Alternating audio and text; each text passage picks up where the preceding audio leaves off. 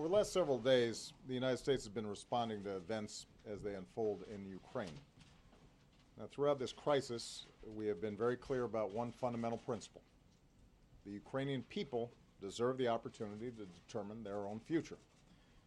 Together with our European allies, we have urged an end to the violence and encouraged Ukrainians to pursue a course in which they stabilize their country, forge a broad-based government, and move to elections this spring.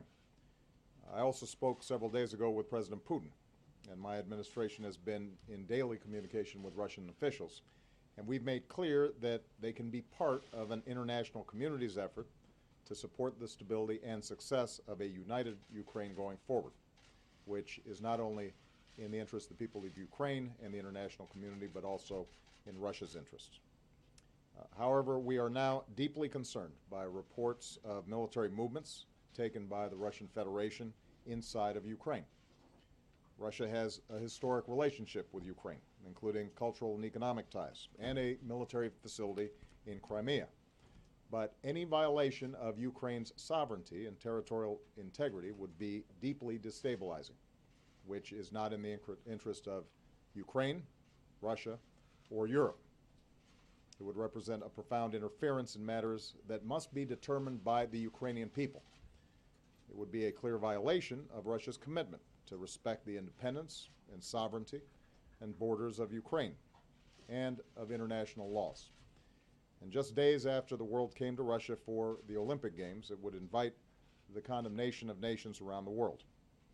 And indeed, the United States will stand with the international community in affirming that there will be costs for any military intervention in Ukraine. The events of the past several months remind us of how difficult democracy can be in a country with deep divisions. But the Ukrainian people have also reminded us that human beings have a universal right to determine their own future. Right now, the situation remains very fluid. Vice President Biden just spoke with the Prime Minister of Ukraine to assure him that in this difficult moment, the United States supports his government's efforts and stands for the sovereignty, territorial integrity, and democratic future of Ukraine. I also commend the Ukrainian government's restraint and its commitment to uphold its international obligations. We will continue to coordinate closely with our European allies. We will continue to communicate directly with the Russian government, and we will continue to keep all of you in the press corps and the American people informed as events develop.